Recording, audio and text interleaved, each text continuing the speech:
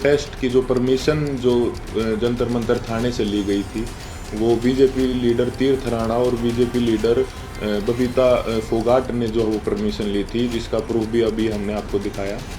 तो ये कैसे हो सकता है कि ये आंदोलन जो है वो कांग्रेस ने करवाया? गारंटी के साथ बोल सकते हैं कि 90% 90% जो कुश्ती से जुड़े लोग हैं, चाहे वो पहलवान हो या कुश्ती से जुड़े हमारे कोचेज हों, उन सबको जो है ये पता था कि 10-12 साल से जो इस तरह की छेड़छाड़ जो महिलाओं के साथ जो है हो रही है।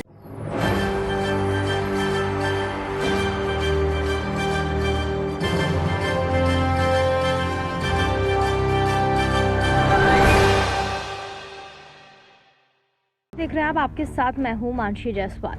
भारतीय कुश्ती महासंघ के अध्यक्ष पूर्व अध्यक्ष बृजभूषण शरण सिंह के खिलाफ पुलिस ने चार्जशीट दायर कर ली है। हालांकि इस पूरे मुद्दे से जुड़ी किसी न किसी तरह के दावे और खबरें लगातार सामने आ रही हैं। ऐसे ही कुछ धरना प्रदर्शन में शामिल महिला पहलवान साक्षी मलिक और बीजेपी नेता बबीता फोगाट के ट्विटर वॉर से देखने को मिला। बबीता ने अपने ट्विटर पर एक लंबा पोस्ट कर साक्षी मलिक के उन दावों को जवाब दिया, जिसमें उन्होंने एक वीडियो के माध्यम से कहा कि धरना प्रदर्शन की मंजूरी बबीता फोगाट और बीजेपी नेता तीर्थ राणा से लिए थे। इस पूरे मामले पर बबीता ने क्या कहा, आइए जानते हैं। सभी को नमस्कार। जैसा कि आप सब लोग जानते हैं कि हम पिछले कई महीनों से संघर्ष कर रहे हैं रेसलिंग फेडरेशन ऑफ इंडिया के प्रेसिडेंट बृजभूषण सिंह के खिलाफ, क्योंकि उसने भारतीय महिला पहलवानों का यौन शोषण किया है और भी काफ़ी सारे जो हैं घोटाले फेडरेशन के माध्यम से उसने किए हैं। पिछले कई दिनों से हम देख रहे हैं कि समाज में हमारे खिलाफ एक अलग से नैरेटिव बनाया जा रहा है, कुछ अफवाहें फैलाई जा रही हैं और साथ में मीडिया भी कई तरह की खबरें जो है दिखा रहा है। तो हमारा आज ये वीडियो बनाने का एक ही पर्पज़ है कि हम जो अपनी सच्चाई, जो असली सच्चाई है, वो आप लोगों तक पहुंचा सकें। आज हम इस आंदोलन की शुरुआत से लेकर अभी तक पूरी की पूरी सच्चाई आपके सामने डिटेल के साथ रखेंगे। आज जो हमारे ऊपर कई तरह के जो आरोप भी लगे हैं, आज हम उनका भी जवाब जो है प्रूफ के साथ देंगे। सबसे पहला जो आरोप हमारे ऊपर लगा था, वो लगा था कि हमारा ये जो आंदोलन है वो राजनीति से प्रेरित है।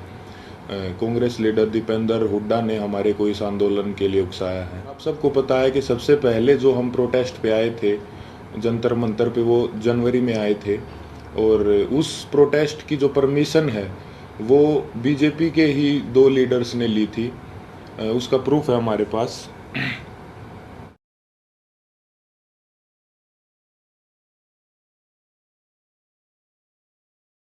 प्रोटेस्ट की जो परमिशन जो जंतर मंतर थाने से ली गई थी, वो बीजेपी लीडर तीर्थ राणा और बीजेपी लीडर बबीता फोगाट ने जो वो परमिशन ली थी, जिसका प्रूफ भी अभी हमने आपको दिखाया। तो ये कैसे हो सकता है कि ये आंदोलन जो है वो कांग्रेस ने करवाया? गारंटी के साथ बोल सकते हैं कि 90% जो कुश्ती से जुड़े लोग हैं, चाहे वो पहलवान हो या कुश्ती से जुड़े हमारे कोचेज हों, उन सबको जो है ये पता था कि 10-12 साल से जो इस तरह की छेड़छाड़ जो महिलाओं के साथ जो है हो रही है, या उन किसी और कुछ लोगों ने देखा भी था, जिसका प्रूफ मीडिया में कुछ कोचेज ने दिया है। कई लोग जो है इसके खिलाफ आवाज़ उठाना भी चाहते थे, लेकिन हमारी जो रेसलिंग कम्युनिटी है उसमें एकता की कमी थी। अगर किसी ने जो सिंगल अगर ये आवाज़ उठाने का फैसला भी किया, तो वो बात जो है रेसलिंग जो है फेडरेशन के प्रेसिडेंट तक पहुंच जाती थी और उस आदमी के कैरियर में दिक्कत आना स्टार्ट हो जाती थी। लगातार और बार बार हमने सभी को बताया है कि जो हमारी लड़ाई वो सरकार के खिलाफ नहीं है, हमारी लड़ाई जो है रेसलिंग फेडरेशन के प्रेसिडेंट के खिलाफ है, क्योंकि जो भी शोषण उसने किया है, जो भी रेसलिंग के लिए गलत किया है, वो उसने फेडरेशन के पद पर बने रहते हुए किया है।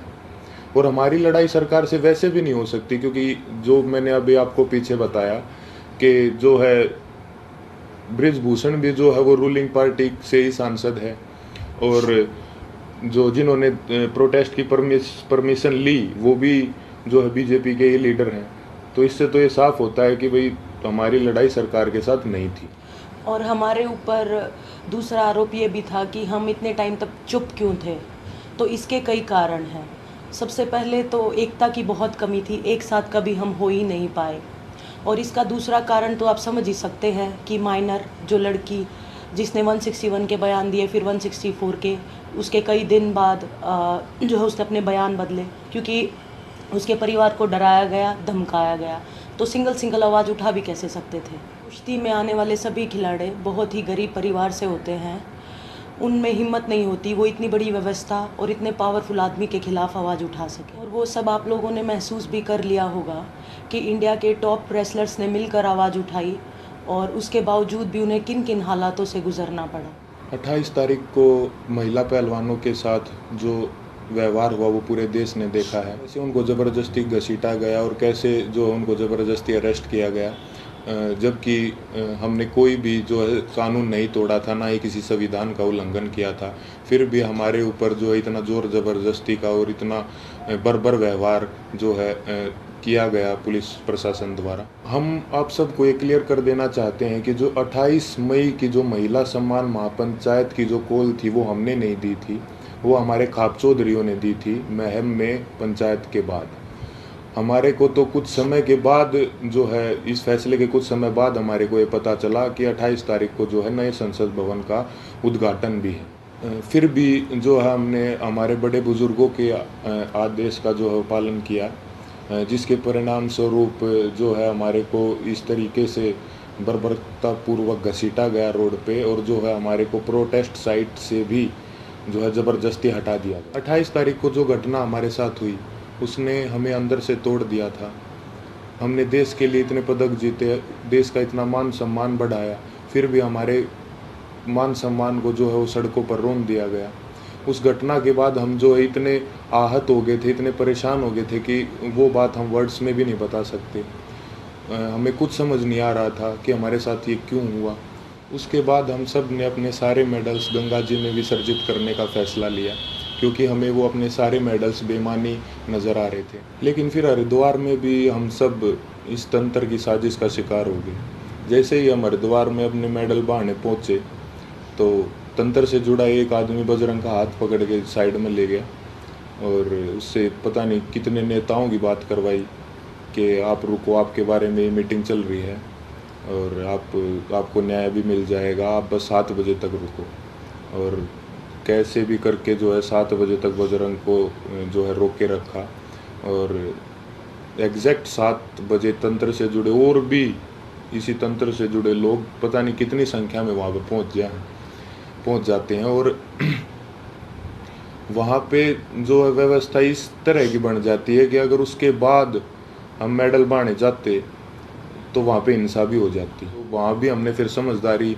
जो दिखाई और जो है रुकने का निर्णय लिया कि अभी हम रुक जाते हैं। और एक और बात क्लियर कर दे कि वो मेडल हमने सिर्फ अपने कोचेज़ को और अपने माँ बाप को वापस दिए थे। वहाँ पे क्या चल रहा था ये हमारे को कुछ समझ में ही नहीं आ रहा था। हम उस मानसिक स्थिति में थे ही नहीं कि हम वहाँ पे किसी साजिश को या वहाँ पे क्या चल रहा है इस चीज़ को समझ पाते। हम बहुत ही एक तनाव में और एक बहुत दुखी मन के साथ अपने जीवन की पूरी कष्ट कमाई को वहाँ लेके गए थे। लेकिन वहाँ पे क्या हुआ उसको क्योंकि हम जो है आंदोलनकारी नहीं है ना, हमें एक्सपीरियंस है, हमने जो है पूरी ज़िंदगी कुश्ती करी है ना, सोशल लाइफ भी नहीं जिए, तो कई बार इस तरह के जो माहौल क्रिएट होते हैं वो नहीं समझ में आते। साथ में हम अपनी ज़िंदगी की पूरी कमाई वहाँ पे लेके गए हुए थे। इस घटना के बाद हमारी मानसिक स्थिति ऐसी हो गई थी कि हमें कुछ भी समझ नहीं आ रहा था कि कौन हमारे साथ है, कौन जो हमारे खिलाफ है, कौन इस तंत्र का हिस्सा है। हम दिमागी रूप से बिल्कुल जो है ब्लैंक आउट हो गए थे।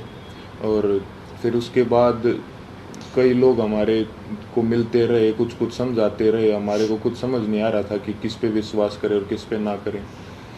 इसी बीच ये समझाया गया हमको कि होम मिनिस्टर सर से आपको मिलना चाहिए, क्योंकि जो है सारे समाधान वहीं से निकलेंगे। हम वहाँ पे सिर्फ अपनी बात रखने के लिए गए थे। और अब ये भी सुनने में आ रहा है कि कई खापे जो हैं वो हमसे नाराज़ हैं। मैं सबसे हाथ जोड़ के यही विनती करना चाहूँगा कि आप प्लीज़ अफवाहों पे ध्यान मत दो। अगर अनजाने में हमसे कोई गलती भी हुई हो तो हमें माफ़ करो। इतने दिन लगातार संघर्ष करने के बाद, इतने लोगों से मिलने के बाद हमने क्या महसूस किया है, क्या सीखा है, ये तो अभी हम आपको वर्ड्स में नहीं बता सकते।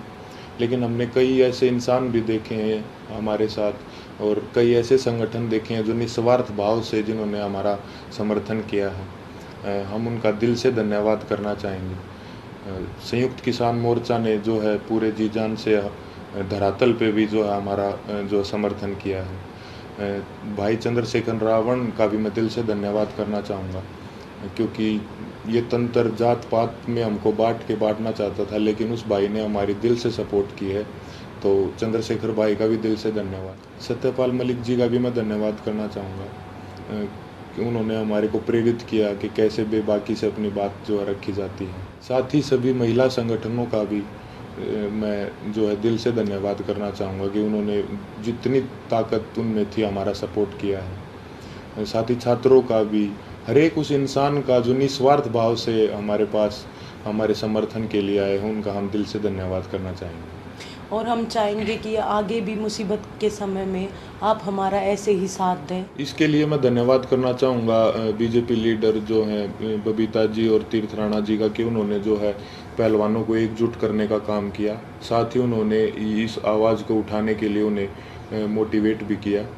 उसके बाद इन्होंने ही सरकार के साथ जो है मीडिएटर बन के जो पहलवानों को एक कमेटी का नाम दे के जो है आश्वासन दिलवाया सरकार से, यही उसके बीच में जो है मीडिएटर थे।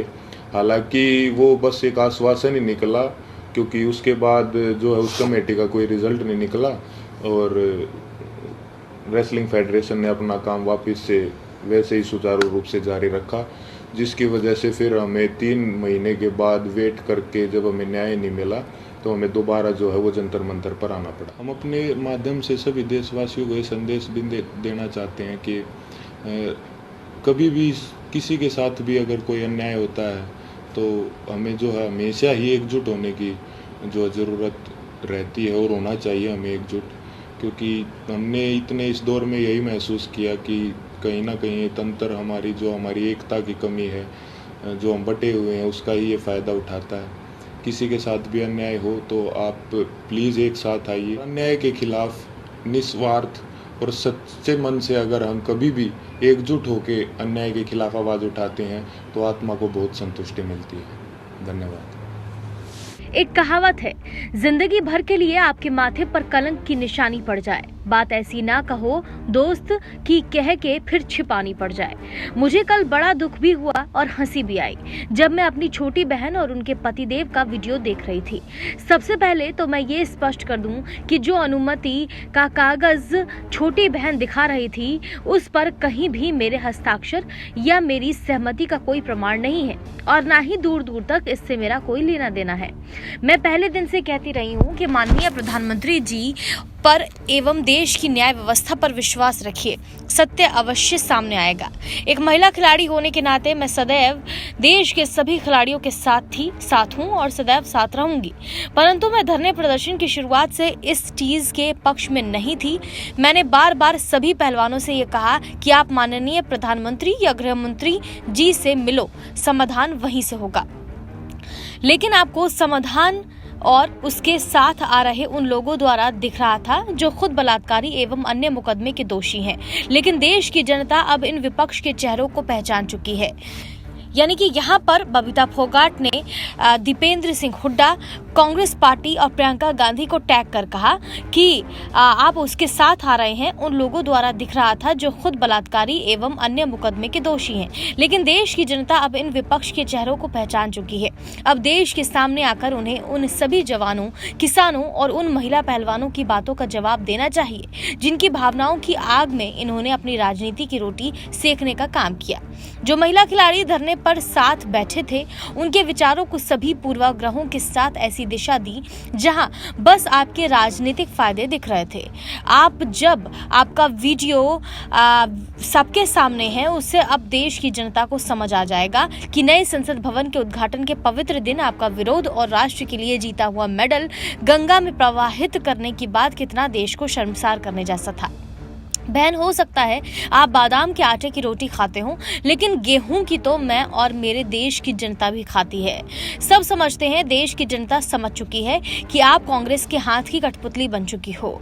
अब समय आ गया है कि आपको आपकी वास्तविक मंशा बता देनी चाहिए, क्योंकि अब जनता आपसे सवाल पूछ रही है। ये बड़ा हमला बोला साक्षी मलिक पर बबीता फोगाट ने, यानी कि सीधे तौर पर कांग्रेस के साथ साठगांठ करके राजनीति करने का आरोप बबीता फोगाट ने साक्षी मलिक पर लगाया। बहरहाल, आप इस पूरे मामले पर क्या सोचते हैं, हमें कमेंट करके जरूर बताएं। देश और दुनिया की तमाम बड़ी खबरों के लिए देखते रहिए SPN9 न्यूज।